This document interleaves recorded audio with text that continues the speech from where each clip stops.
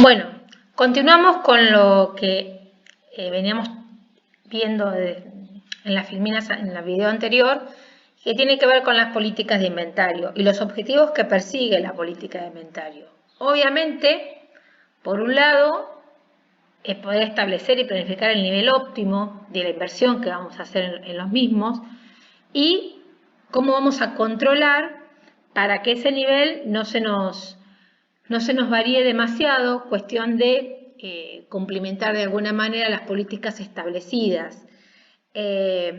Siempre, digamos, establecer un nivel de inventario nos va a dar cierta ventaja que no hacerlo. Piensen ustedes que muchas veces cuando en una imprevisibilidad de nivel de inventario puede llegar a suceder que tengamos que liquidar stock a precios más bajos digamos, con reducción de precios o disminuir el nivel de producción para poder nivelar los inventarios. En ese sentido, digamos, una política de inventario tiene que estar entre dos extremos. Un extremo superior, digamos, tener los inventarios elevados y un extremo inferior donde los inventarios resulten insuficientes para abastecer la demanda. Siempre teniendo en cuenta que los inventarios van a absorber la diferencia, digamos, las diferencias entre los niveles de ventas y lo que sería la producción. Entonces, en ese sentido, digamos, la ventaja de planificar la producción, te posibilita o nos posibilita a la empresa a considerar el problema de determinar el nivel de inventario con anticipación. Entonces, es una de las ventajas más importantes que tiene la planificación de la producción, anticiparse al problema de los inventarios. Básicamente, si uno lo quiere pensar, digamos, obviamente, las políticas de inventario tienen que establecer un máximo, un mínimo, digamos, un máximo de tal, un mínimo de tanto, establecer quizás en términos de rotación, no puede exceder tantos días, ¿sí? Depende básicamente de lo que elija la empresa a la hora de establecer como política y la manera que lo va a enunciar. Obviamente, una vez que la organización estableció una norma, la idea es para que se controle, ¿sí? Y que se pueda ajustar, ¿sí? Digamos, y ese control presupuestario permite el ajuste, digamos, el ajuste de los niveles de inventarios para asegurar, en líneas generales, el cumplimiento de lo que se estableció como nivel máximo, por ejemplo. Usted ahí tiene un ejemplo de una media móvil y que el inventario tiene que de 3 meses, que el inventario tiene que ser la existencia de 2 meses de la media trimestral. Es una manera, uno puede trabajar como máximo de 5.000 unidades, por ejemplo, o mínimo de 3.000 unidades. Lo importante es que se asegure el cumplimiento de la norma y que en definitiva se controle el nivel de inventario por el hecho de la inversión que representa. Más allá de eso, sí, digamos, uno tiene que evaluar básicamente otras cuestiones a la hora de establecer también la política de inventario. Si hay productos perecederos, si tenemos almacenamiento para estoquearnos, cómo los vamos a financiar, cuál es nuestro tiempo de distribución, digamos, cuánto tarda el inventario, digamos, los productos terminados en ser distribuidos, porque en definitiva eso nos da una pauta del tiempo que quizás tenga que estar en almacenes y por también la evaluación de los costos que genera el almacenamiento de los mismos. También piensen ustedes que, digamos, mantener stock de inventarios también tiene, digamos, y los inventarios, digamos, en stock, o los niveles de inventario nos generan, ¿sí?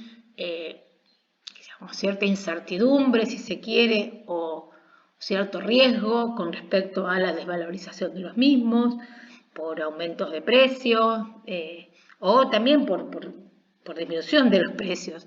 Digamos, en periodos inflacionarios para nosotros el tema de los inventarios es complicado, entonces también uno tiene que pensar en los stocks en términos de a ver si tenemos abastecimiento o no tenemos abastecimiento de materias primas y parte. Hay un montón de variables más allá del nivel que uno establezca que también van a influir en la determinación del mismo.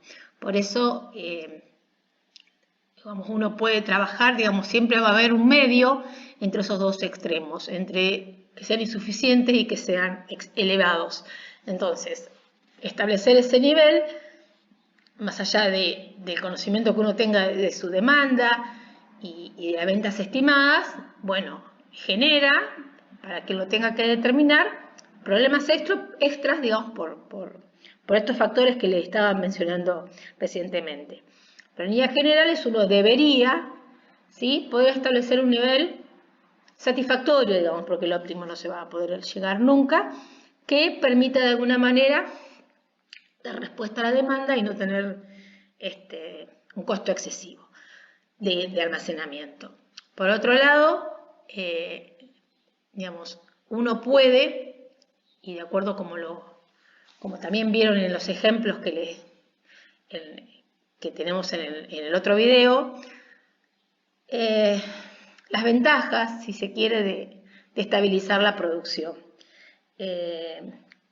Estabilizar la producción, estabilizar el nivel de producción genera un poco más de certidumbre en variables que a veces cuando la producción varía, digamos, acompañando el nivel de ventas, se vuelve más, si se quiere, mucho más dinámico y más vertiginoso en cierto sentido. Entonces, estabilizar el nivel de producción y que los inventarios absorban los diferenciales o completar con productos de estación, genera a largo plazo una mayor previsibilidad, tanto sea en mano de obra, ¿sí?, porque ya se sabe con qué cantidad de personal se necesita para ese nivel de producción estable. Ayuda también a organizar, digamos, las compras de materiales y parte, ¿sí?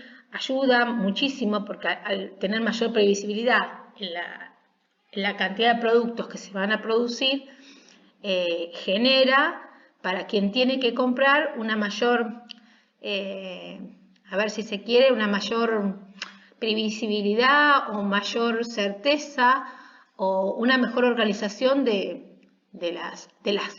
los tiempos de las compras. Y obviamente genera cierta mejora en la utilización de las instalaciones y la capacidad de planta, porque en definitiva uno encuentra su capacidad, si se quiere, de equilibrio, su capacidad de planta, no sé si óptima, ahora vamos a ver los distintos tipos de capacidad, pero en las cuales la organización está produciendo en cierto sentido con comodidad. Y obviamente, fíjense, digamos, las distintas estimaciones de capacidad de planta que uno puede hacer y que normalmente uno está siempre en una capacidad práctica, porque la capacidad máxima es la capacidad de diseño, la capacidad teórica, pero bueno, la capacidad práctica es aquella que la empresa o la planta opera, ¿sí?, con mayor eficiencia. Lo que hay que evitar son los excedentes, o digamos, la capacidad ociosa, que siempre se calcula sobre la capacidad práctica, nunca sobre la capacidad teórica. Entonces, bueno, lo que hay que evitar es capacidad ociosa, porque la capacidad ociosa, aún no estando, digamos, teniendo capacidad ociosa, los costos fijos se pagan igual. Y también existe una capacidad de equilibrio de aquella donde es el ritmo de actividad, digamos, que el valor de los artículos producidos es igual al costo de producir y vender. estos artículos. Lo que siempre hay que evitar es tener capacidad de planta ociosa.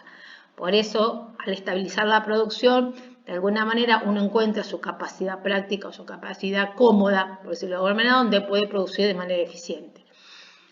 Y otra variable que uno debería tener en cuenta cuando está trabajando con el presupuesto de producción son básicamente cuando hay distintos periodos, ¿sí? Digamos, uno tiene que tener en cuenta también el tiempo de los productos en proceso. Entonces, cuánto dura el periodo y las fechas aproximadas que, digamos, las nuevas unidades deben empezar a producirse y que las que están en proceso están terminando su ciclo. Digamos, esto es bastante más complejo y excede, vuelvo a decir, a los contenidos de la asignatura, pero que en definitiva es una variable que aquel que está planificando la producción la tiene que tener en cuenta, obviamente, por el tiempo del ciclo de producción. Digamos, cuánto se tarda y cuándo deberían empezar a fabricarse las nuevas.